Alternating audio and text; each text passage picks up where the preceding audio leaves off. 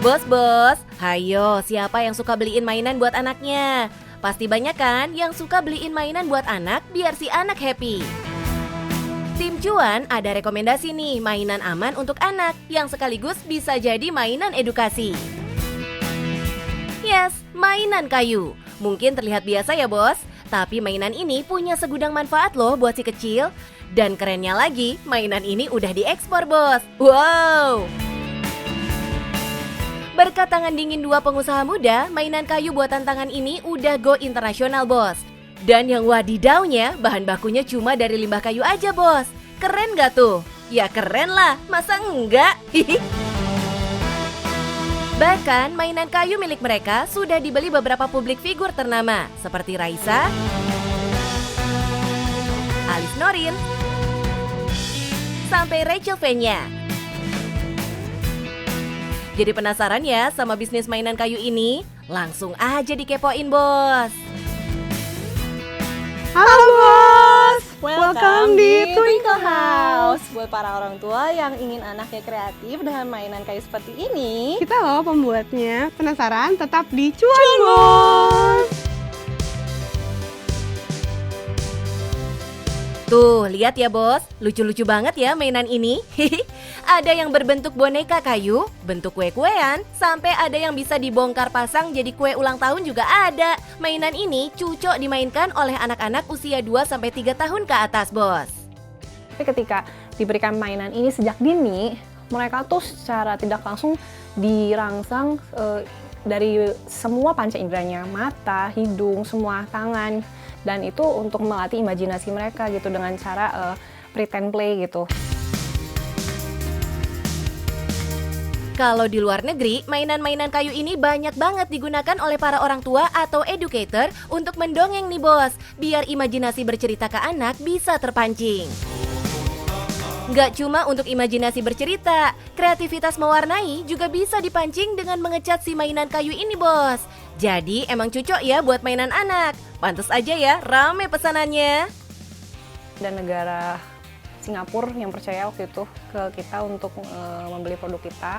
Kemudian setelah itu dipercaya juga Malaysia, Australia, Filipina, dan sekarang yang paling sering itu adalah Taiwan. Ya puji Tuhannya merambah ke market USA yang terakhir. Wow, nggak hanya dari dalam negeri aja pesanannya bos. Pangsa pasar ekspor juga menggiurkan ya. Nggak pakai lama, melihat peluang yang ada, mereka akhirnya membuat mainannya sendiri. Hasilnya jos banget. Sekarang laris manis sampai ke luar negeri. Kualitas produknya no play-play nih. Mereka menerapkan standar ekspor yang tinggi buat produknya.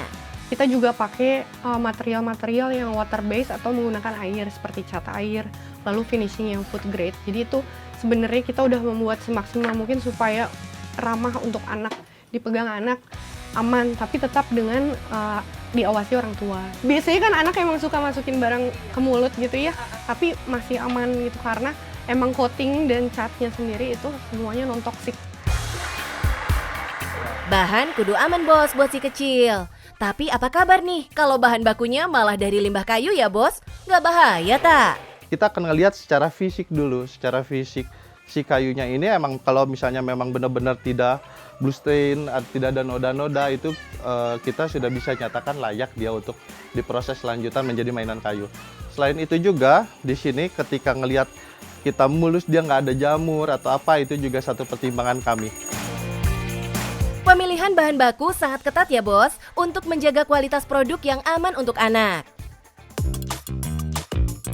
Kayu pinus dan mahoni dipilih sebagai bahan baku mainan.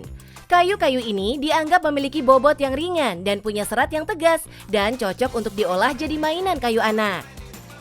Lewat usaha ini juga, pengrajin bubut kayu rumahan jadi terbantu bos, karena ada jalinan kerjasama antar mereka.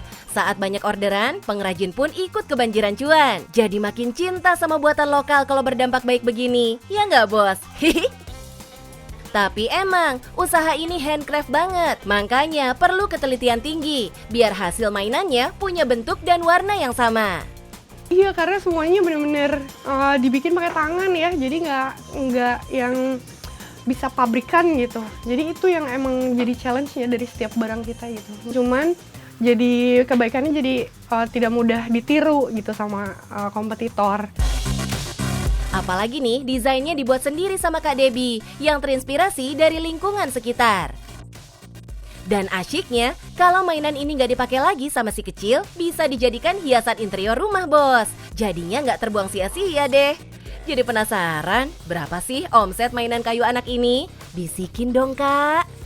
Itu kita hitungin set ya, karena mainan kita tuh satu set bisa kadang terdiri dari 5, 6, 10, 12, 20 gitu.